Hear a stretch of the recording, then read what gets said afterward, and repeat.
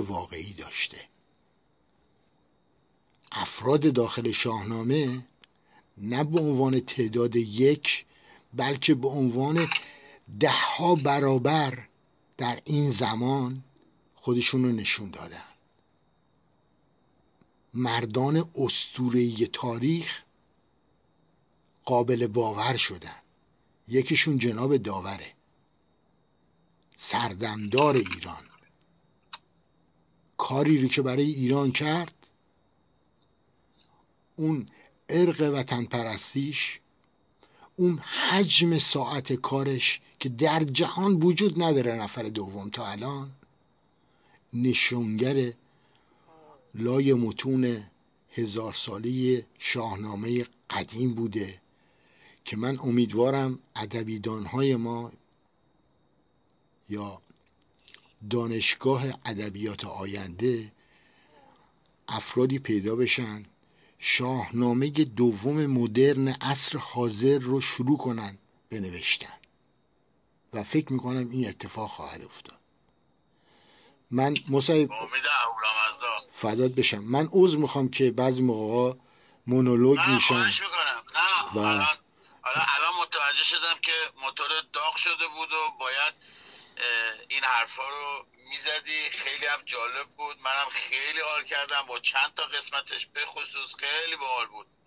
اصلا این همین اسم آقای داور، همین خود داور معنیش توی این تمام سخنهایی که گفتی معنیش همین میشه داور. و واقعا اینو باید با قاب طلا نوشت که یکی بود و نمونه نداره، واقعا نمونه نداشت. یعنی هم به جای خودم میگم هم به جای شما، من و شما حالا باید بود دویم که بخوایم یه نوک چیز داور بشیم. یعنی واقعا لامصب. من بارها اینو گفتم، همه چیز رو تو آستینش آماده داشت.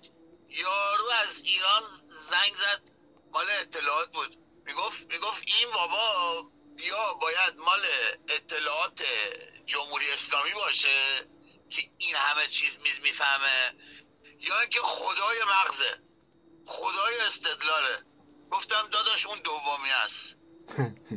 اگه مال شما بود که خار مادرتون اینجوری جلو چشاتون تا الان نمی آورد. حالا برگردیم از وقتمون استفاده بکنیم دوکی جان، اگه موافق باشی برگردیم سر همون دکترین داور و بریم سر سوالاتی که مطرح شده اگه موافق باشید. حتما. یکی از سوالاتی که خیلی به نظر من کلیدیه توی این سوالاتی که مطرح شده و اون اینه که ما فرض بر این بگیریم که این دکترین داور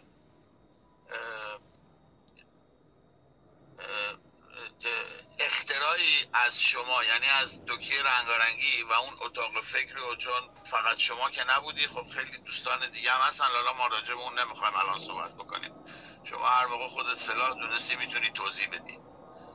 فرض کنیم که این دکترین داور یه اختراعی از شما برای حذف جیم الف، یعنی همون جمهوری اسلامی و رنسانس آقای داور ویسه درست باشه. خب شما که نه رسانه دارید و فاقد رسانه هستین، به چه روشی میخواین این پروژه به این بزرگی رو پیاده بکنید؟ البته من فکر میکنم، یعنی با توجه به صحبتایی که تا الان شده، به عنوان شنونده یه سری از این پاسخات داده شده که به چه روشی، ولی بازم چون سوال مطرح شده منم مطرح میکنم و اینکه این پروژه به این بزرگی رو به چه شکلی شما میخواین پیاده بکنین و همزمان با اینم اگر براتون مقدوره یه توضیح هم بدین که در یکی از فایلای صوتی که ما فرستادیم شما بیان کردید که این دکترین از 6 قسمت تشکیل شده و تا اونجایی که من متوجه شدم شما تقریبا 4 تاشو توضیح دادید. حالا نمیدونم میخوای 1 2 3 4 اون 4 تا رو خیلی به طور مختصر بگی و اون 2 تای دیگر رو در ادامه راجبش توضیح بدی ازت ممنون میشم. اگر آمادگی داری و نفس گرفتی میتونی شروع بکنی و جواب این سوال رو برای دوستانی که مطرح کردن بفرمایید. ممنون میشم ازتون. خواهش می‌کنم. ببینید سوالای شما در قسمت‌های مختلف به اصطلاح عنوان شد و ما 2 رویگرد بیشتر نداریم. یک اینکه اگر مثلا رادیو تلویزیونمون بود اون خواست خود ما بود رو راست، یعنی به حالتی بود که خیلی فانکشنالتر یا عملیتر پراتیکتر انجام میشد. چرا؟ چون مثلا شما به عنوان مجری شاید یه مقدار غیر طبیعی باشه. البته شما طبیعی، من طبیعی هستم، ولی از نظر برداشت روانی دارم میگم که اگر مثلا رادیو تلویزیون بود، حالا یا رادیوی خالی بود، افراد می اومدن در یه گفتار کوتاه در زمان 5 دقیقه تا 10 دقیقه یکی از صدها سوال که مربوط به این دکترین میشه مطرح میکرد و خب یا ما جواب کامل میدادیم، ایشون قبول به سر راضی میشد و کنار این مستمعین یا شنوندگان یا بینندگان هم چیکار میکردن؟ بالاخره اونا هم فکر میکردن و حداقل در این پرونده در مورد یک دونه از صفحاتش به طور کامل توضیحات داده میشد، شفاف و همه متوجه میشدن. ولی الان به قول شما ما اون دستک دنبک رو بگیم، اون مزایا رو نداریم، اون ایستگاه رادیو تلویزیونی رو نداریم که بهره‌مند باشیم که هم کاملا به صورت طبیعی برقرار بشه که به اصطلاح کنش و واکنش یا خورد و بازخورد با همدیگه اتفاق بیفته و در واقع صحنه علنی که همه شاهد هستن و افراد مختلف، حتی گروه های انتقادی، حتی دشمن، دیگه بالاتر از این که نیست. چون ما این چیزی که شاید هنوز افراد مقابل ما یا اون کمپ سیاه و اتاق فکر نفهمیده اینه که ما نه که آزادی بیان رو بهش رسیدیم، بلکه از اون عبور کردیم. ما حتی کانورس میکنیم، گفتگو میکنیم با خود شما مستقیم، اصلا بیایید رو خط، اصلا خود خامنه‌ای پوفیوس خودش بیاد رو خط. دیگه بالاتر از این ما خودیامونو داریم که میان برای اینکه محافظت. ببین شما تو این اتاق فکر تا جایی من به شما میتونم بگم که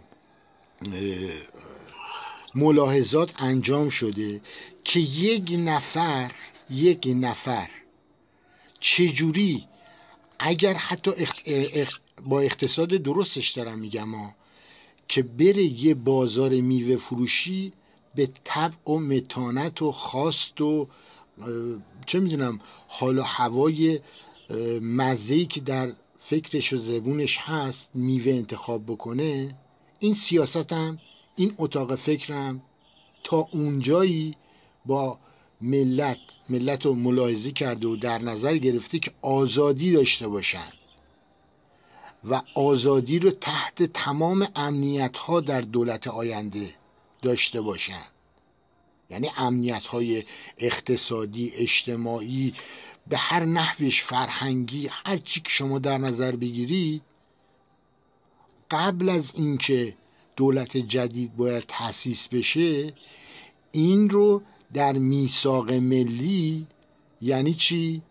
یعنی ما اگر افراد می اومدن می گفتن آقا اینجا بده اونجا خوبه، شما به چه صورت دولتی که هنوز تشکیل نشده میگید ما عملیش میکنیم، ما به اونا میفهموندیم یا در واقع با منطق بهشون میگفتیم آقا عملی خوبه که از قبل حداقل ما چی میگیم یه اشانتیون داده باشه بیرون، نه اینکه شما بیاین اصلا دولت رو انتخاب بکنید و به هر صورتی که میخواید مبارزه کنید، حالا یا آنارشی یا هر چیزی، و بعد تازه بیاین بشینیم سر میز با هم دیگه صحبت بکنیم. نه، ما با روش مدرن و جدید، حالا اسمشو میذارید براندازی، ما اینا رو حتی در حد براندازی هم برایشون ارزش قائل نیستیم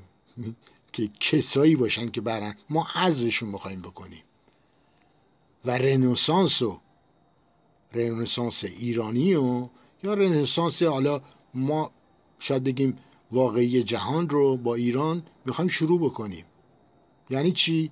یعنی تمام ضمانت ها رو افراد حس میکنن چون مقابل همن، ما مقابل هم به عنوان اینکه با هم هستیم، در روبرو هستیم با هم. حالا من لغت در واقع موازی یا مجاور یا همگونه اون رو ندارم، ولی ملت با همدیگه دارن بیعت میکنن، با همدیگه دارن دست میدن. این دستی که فرهنگ ایران به جهان آموخت به عنوان اینکه من با تو در صلح هستم که میگیم شیکینگ هند، اینو چیکار میکنن؟ به هم اعلام میکنن و در ادامه روش مبارزه خب مسائلی هست که هنوز عنوان نشده. شما از 6 قسمتی که من خرد جمعیه دیگه کاملا، ما وقتی مثلا در قسمت مدیریت داریم میگیم آقا ما گروهی هستن، خب در جا خب یه گروه هستن، بندم دارم سخنرانی از طرف اونا میکنیم و نه التماس به کسی بکنیم.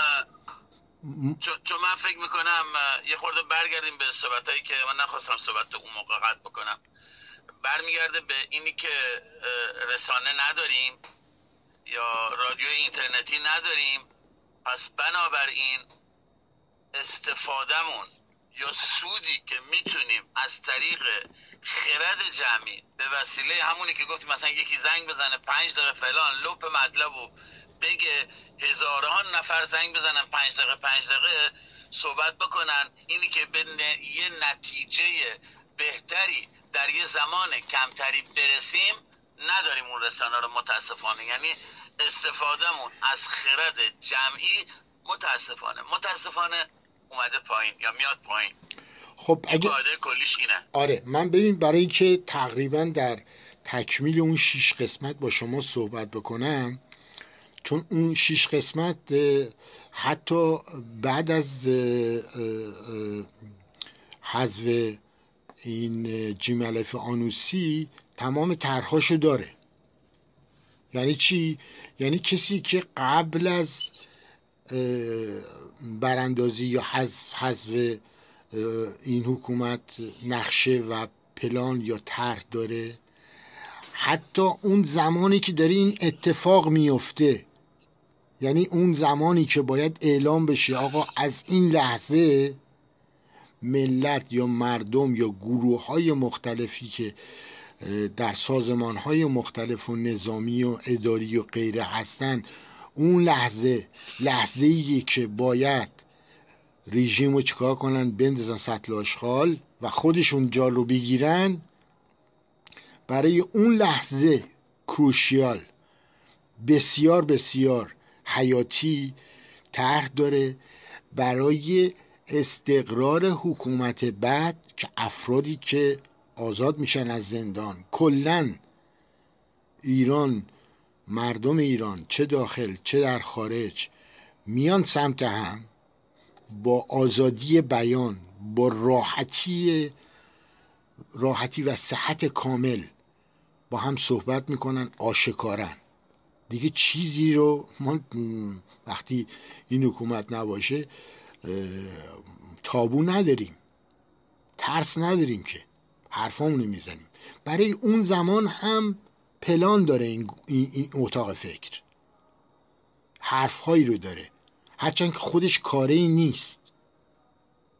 چرا؟ چون بیشتر افراد که خود من یکی از اون افراد باشم هرگز نمیتونم ادعا بکنم طبق قانون اساسی نه اروپایی و آمریکایی، حتی آفریقاییش هم که در نظر بگیرید، من کسی هم که دو ملیتی هم. پس دو ملیتی در ارگان رسمی دولت و حالا کلاس بالا راه و جایی نداره و خودش هم نمیتونه، اصلا بخوادم نمیتونه، که ما نمیخوایم. ما فقط اون قسمتی رو که گفتیم ما رو بگن مستخدم، ما کاری رو پیش بتونیم ببریم و به دیگران التماس نمی کنیم، به اون آقایون، به اون دوستان نخبه هایی که 2 تا 3 تا PhD و دکترای فوق دارن در کلاس های مختلف در بالاترین تراز دانشگاهی اول جهان حتی باشن، ولی ازشون دعوت به همکاری میکنیم. این خیلی فرق میکنه. همین حرفم به تک تک ملت ایران میزنیم. ما اگر اینجا هستیم فقط به خاطر دینی که احساس میکنیم نسبت به استادمون داریم هستیم. بنده به عنوان یه شاگرد وظیفه‌مو میدونم و این وظیفه رو تا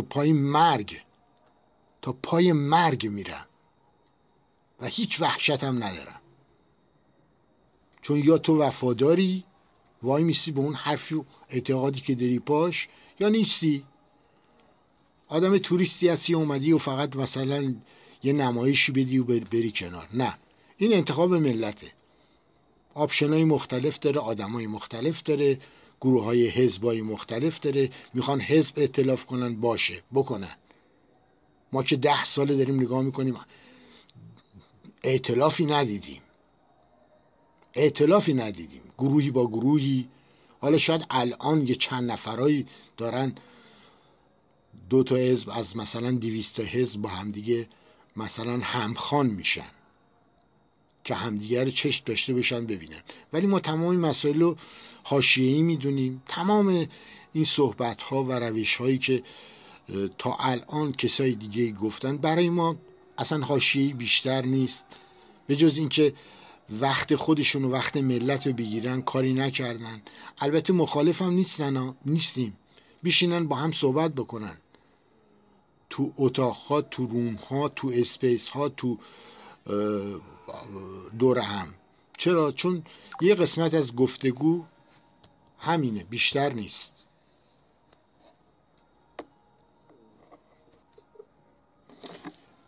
من فکر کنم یه قسمت مصعب جان صدامون قطع شد، درسته؟ آره یه لحظه بدون هیچ دلیلی، من نمیدونم چرا یه لحظه قطع شد. شاید چون حدوداً بالای 2 ساعت بود صحبت میکردیم، شاید یه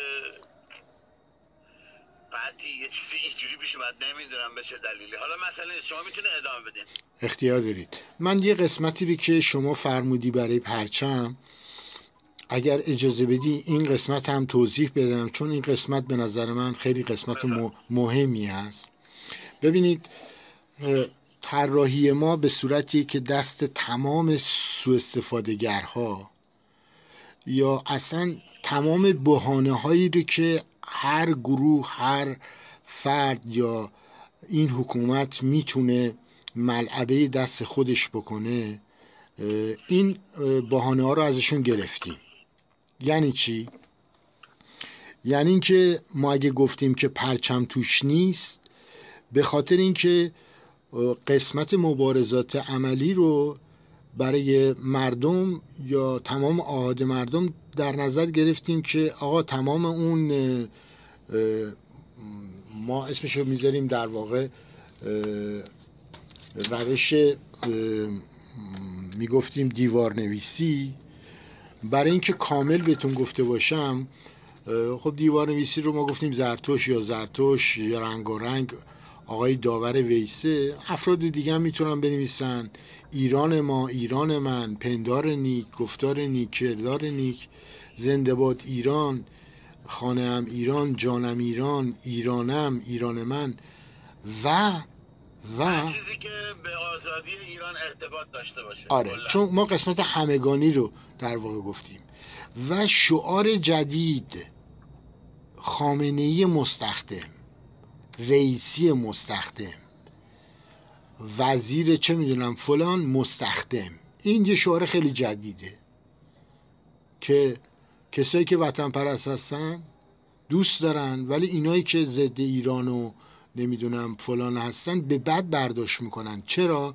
چون خودشون از یه پایه دون و پایین اومدن و شما زمانی که به یه آدمی که احساس حقارت داره، جایگاه اصالتی علاوه شخصیتی نداره، بهش بگی مستخدم، بهش بر میخوره.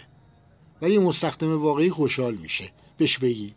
این فرق این شعاره که ما جدید گفتیم. حالا قسمت پرچم، قسمت عملی در واقع مبارزه هست که به صورت رمان سفید، رمان‌های سفید در طول‌های مختلف هست. این رمان‌ها رو ما به همه جا وصل می‌کنیم. یعنی شما یه رمان دارید 1 متری، داری میری به یه تیر وصل می‌کنی، به یه دونه در خونه‌ای که مثلا دستگیره داره، به یه چه میدونم پنجره خونه‌ای که لب خیابونه شما داری رد میشی، یه گره میزنی و میری. رفته رفته تمام این به صورتی میشه که از همه جا باید این رمان آویزون باشه. از یه 4 طبقه، از یه 10 طبقه، 20 طبقه، همه جای شهر، به خصوص وسایل نقلیه، ماشین پشتش از این در واقع رمان‌ها آویزون میکنی، اتوبوس یا هرچی. یعنی اهتزاز نشونه مبارزه، اعتراض، همزمان اهتزاز پرچم صلح میتونیم اسمشو بذاریم. و در چی؟ و رها در باد. رها در باد، خانمای عزیز ما، بانوای عزیز ما با موهاشون فکر کنم حرف منو میتونن بهتر حس بکنن که اون آزادی که وقتی موهای یه خانم بلند هست دوست داره رها باشه، اون آزادی در واقع فیزیکیشه احساس میکنه. اینجا هم همونه. به جای اینکه ما بخوایم خونریزی را بندازیم. جناب دوکی، جانم معذرت میخوام، ببخشید صداتون یه خورده داره بالا پایین میشه، نمیدونم حالا میخوای تنظیمی بکن یا چکی بکن گیرنده رو یا فرست میکروفونتون رو. شما ببین الان اگه صدای من بهتر شد یا الان صدات اومد بالاتر، الان بهتر شد. اوکی. حالا چیزی که ما در واقع به عنوان پیشنهاد یا به عنوان اسلحه انتخاب کردیم، این نوع مبارزه است که یک ندای صلح داره، 2 بسیار بسیار نمایشگر هست، خودش رو نشون میده. مثل اون چیزی که میگن آقا شما اگه چیزی تو چنتت هست از خودت نشون بده، بذار دیگران انتخاب میکنن. و در این پیام های مختلف هست و مرحله آمادگی در واقع یک گروه به گروه های دیگه هست. اولا که مردم اینو دارن نگاه میکنن و حرف ضد ما هست که از نگاه یاران به یاران ندا میرسه. یعنی شما چیه؟ آره، یه همچین صحنه‌ای رو در شهر که داری میبینی به هم میخندین، خنده جفتتون یعنی به این حکومت دارین میخندین و به هم اعلام همبستگی میکنین و باعث شوق و شور میشه. ما بعضی موقع بهتره اصلا به جای تمام مسائلی که داریم بیایم یه مقدار کودکانه اصلا فکر کنیم. اون احساسی که باعث تشویق ما میشه هم به خودمون اعلام داریم میکنیم، هم به رسته‌هایی که حکومت رو فعلا دارن چیکار میکنن؟ دارن حمایت میکنن. و وانگهی ما نباید فراموش کنیم هر چیزی که به ما این حکومت میخواد بده یا اون کسایی که کنار این حکومت دارن کمکشون میکنن نه بیرون، رسته‌هایی که مخالف ملت هستن خیلی کمتر از این حرفا هستن. مردم عزیز ما، خود ما یا تمام رسته‌های مخصوصا نظامی ما اینو باید بدونن و خودشون بهتر از ما میدونن. مردم ما یه مزدور داریم، یه مزدبگیر داریم. اگر اون چند برابرها رو عنوان کردیم به خاطر اینکه مزدبگیرها برای اینکه بتونن گذران زندگی کنن مجبورن. منم بودم مجبور بودم، وقتی شغلی گیرم نمیاد اصلا زن بچه به کنار، شکم خودم هست وسط، مجبورم برم برای این دولت کار کنم. اگه 5 میلیون اضافه بدن من یه کار سخیفتری نمیدونم کم ارزشترم علاوه در واقع شخصیت انسانی هست قبول میکنم به خاطر اینکه در فقرم. پس اینا خیلی کمتر از اونی هستن که شما فکر میکنید. ما مزد بگیر خیلی داریم که مجبورن و ما هم بهشون باید حق بدیم. ولی زمانی که یه مزد بگیر بدونه که آقا داره مزد میگیره ولی اینور 1 ساعت فقط کافیه کار بکنه به اندازه تمام اون درآمدی که داره 8 برابره جبران میشه. پس این 1 ساعت رو میکنه 2 ساعت 3 ساعت و این باعث چی داره میشه؟ باعث این داره میشه که ملت ما یا خود ما زمانی که بنده گفتم در استخدام این دولت هستم، منم مثل یه آدم عادی مثل شما، من ساعتی که گفتم شما بنویسید و مصیب جان به شما هم گفتم بنویسید چون خودم نوشتم. من خودم در استخدامم مثل شما، منم پول میخوام. بله و یه زمانی دوره داور عزیزمون بود مردم پول میدادن. داور میگفت دیگه آقا همه این کارا رو ما دنبال اینیم که مایتیله پول نفتی بیاد تو جیب هممون. تموم شده رفت. حالا ما این ما بلد نیستیم خرج بکنیم. ما این مایتیله وقتی که تو ایرانه الان نداره بخوره بلد نیست خرج بکنه. چرا اونا نباید داشته باشن؟ ما در واقع ضد اهرمی هستیم که 45 سال پیش کلنگشو زدن که اقتصاد جیب ما و این ملت رو چیکار بکنن؟ باش استثمار کنن، استثمار کنن، جیبای ما رو خالی کنن، ما رو به این روز بندازن و اونا الان امروز باید تاوان پس بدن.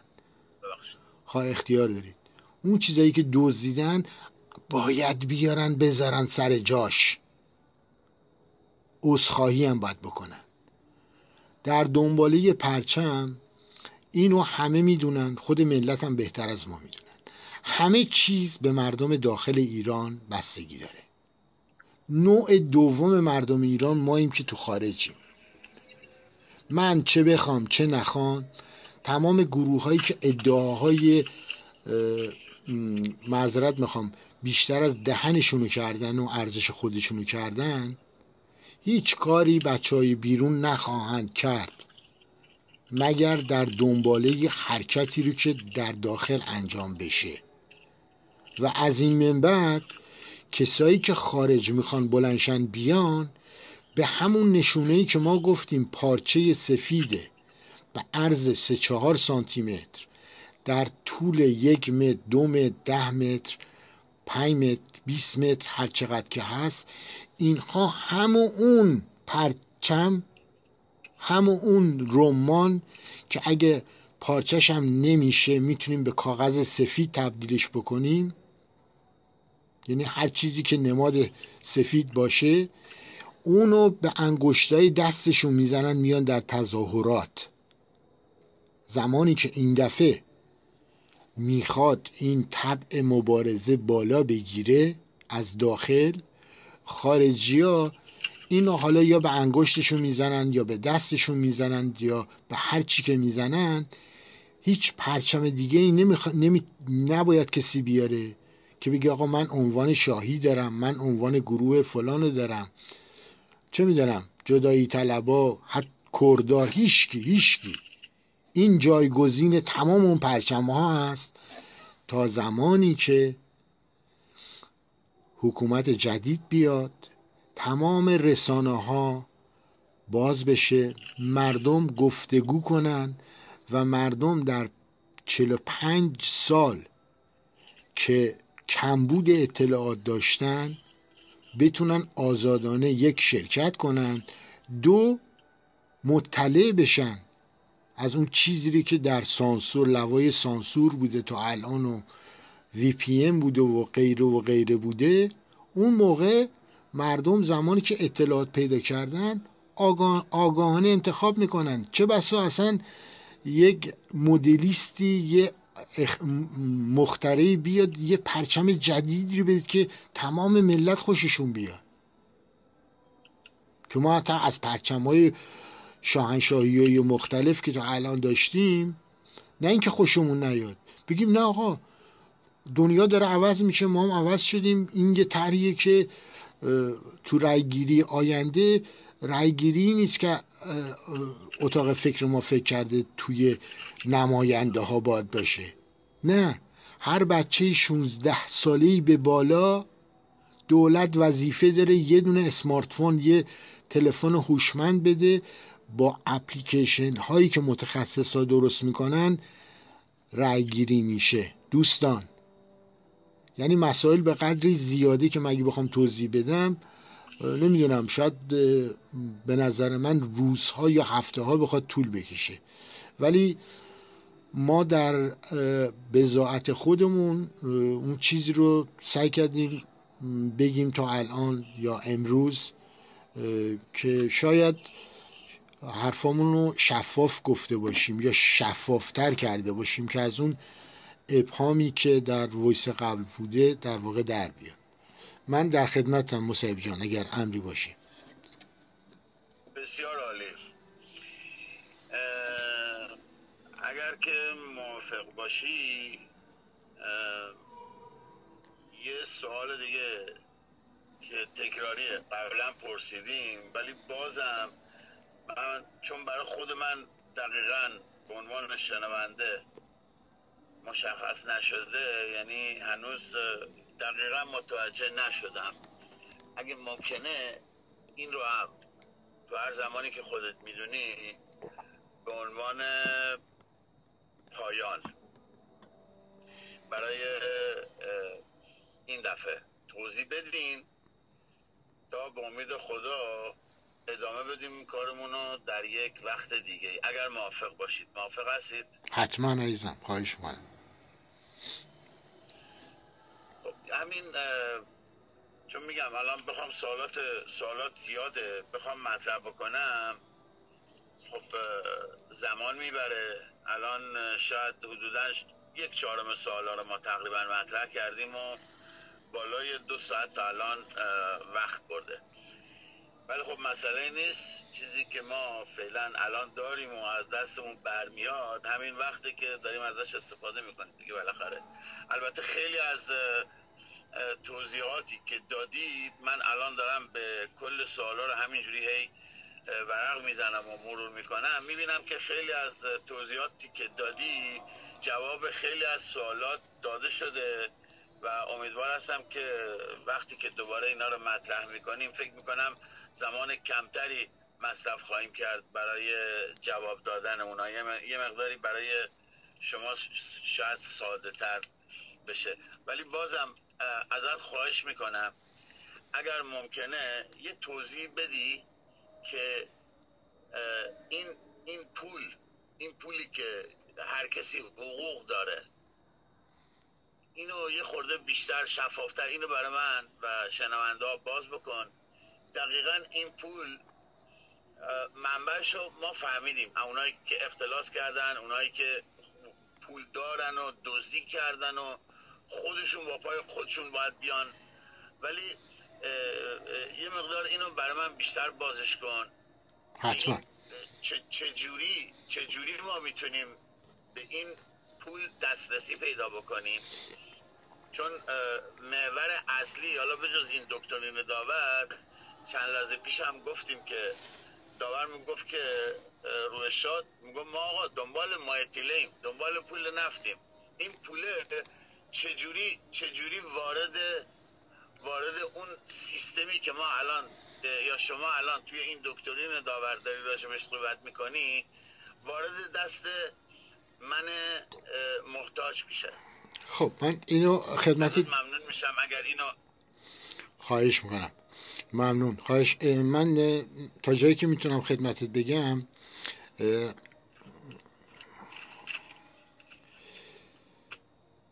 وقتی که فکر میکنم که ایران اسم یه مادره، اسم یه بانو هست و ایران زمین یا سرزمین ایران هست، همه تا الان میگفتن یا یه سریا میگفتن ایران برای من چیکار کرده که من کاری برای ایران بکنم. اینو شما شاید شنفته باشی در فضای مجازی. آره، به غیر از این مارتین لوتر کینگ هم توی سخنرانیاش اگه یادت باشه میگفت سوال نکن که کشور تو چه کاری میتونه برای تو انجام بده، این سوال بهتره اینجوری باشه که تو چی کار میتونی برای کشورت بکنی.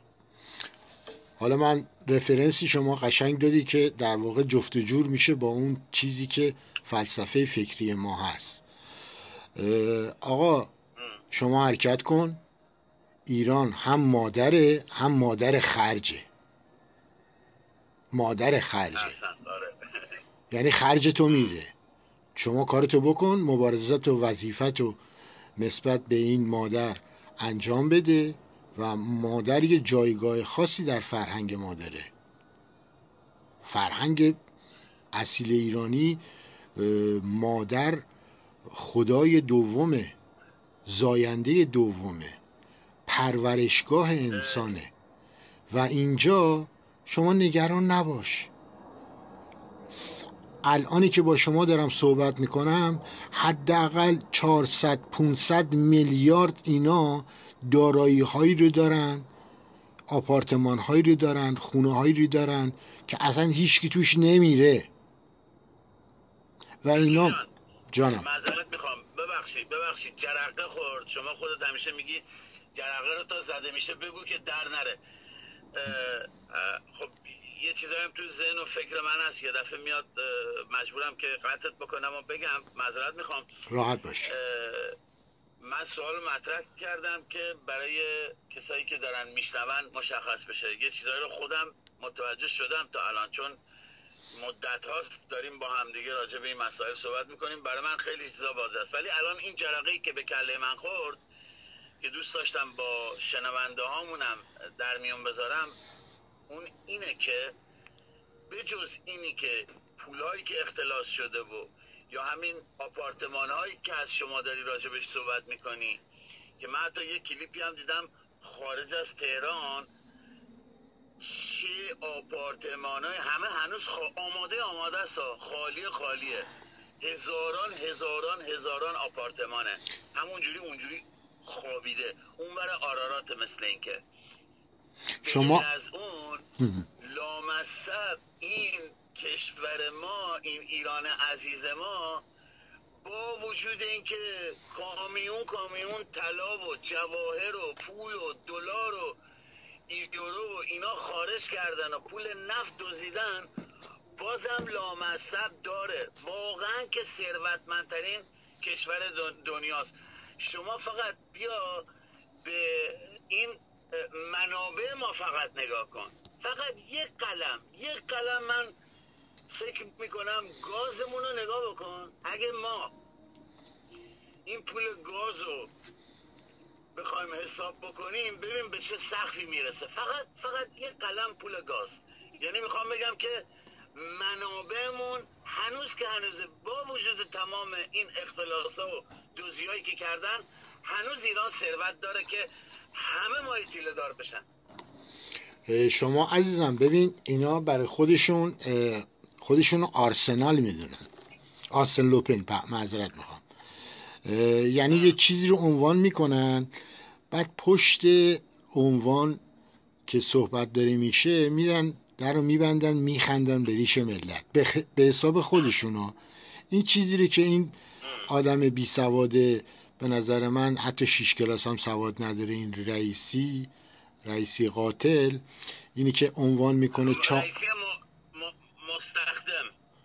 رئیسی آفرین احسنت، خوشم اومد، زدید سریع. اگه به یکی خیلی بخوره تو تمام اینا، حالا با اون خامنه ای کاری ندارم من، ولی اگه به یکی خیلی خیلی بخوره این رئیسی مستخدمه. نه اتفاقا اون خامنه ای اصل مستخدمه، اصل مستخدم اونه. حالا چیزی رو که اینا عنوان کردن با 4 میلیون ساختن در واقع آپارتمان یا مکانهای مسکونی، این چیزی که وجود داره در واقع الان وجود داره تو اون مملکت، ولی اینا عنوان میکنن برای تحقیر کردن ما.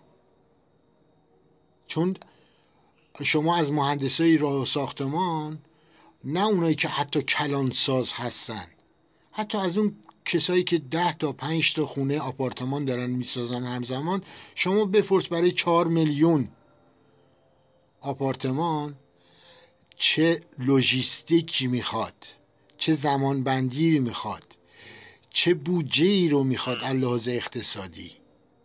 اینا هرچی که هست یا تو جیب خودشون میذارن، بفرستن بره بیرون از ایران و بفرستن بره اسرائیل که خرج اونجا بشه، کیبوتا رو بسازن براشون، یا اینکه حیف و میلش بکنن. و شما همین امروز که با هم داریم صحبت میکنیم، شما یه نکته رو گفتی خندت میگیره. اینا در ماهای آینده یا سال آینده ایرانی خودمون میخوان بنزین رو گرون بکنن، در صورتی که امروز خبرش داره میاد که روزی 2 میلیون لیتر داره از مملکت با 1000 کامیون خارج میشه و سودش بین 8 تا 10 میلیون دلاره. اون موقعی که شما اگه یادت باشه آقای داور میگفت روزی 500 میلیون دلار، صدات رفت پایین دوکی جان.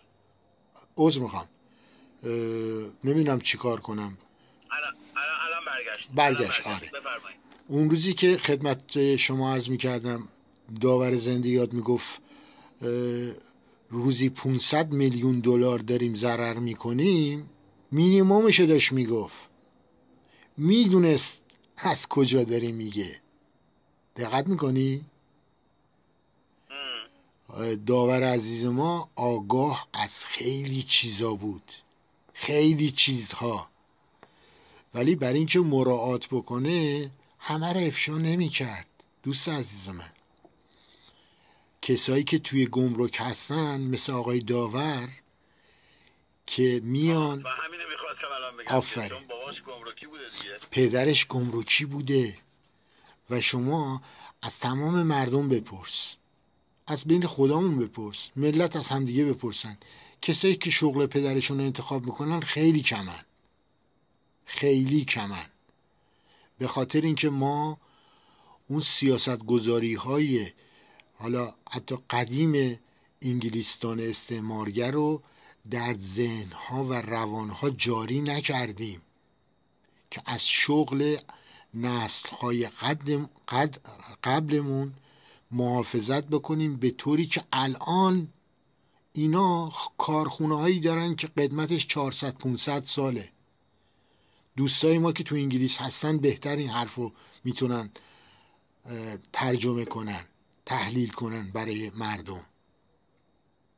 به خاطر این داستان سیاست گذاری ها به صورتی بوده که همه چی هدر بره، هیچی توی ایران نمونه. ولی اینی که شما دارید گفتید لحاظ مالی، پول اونجا هست،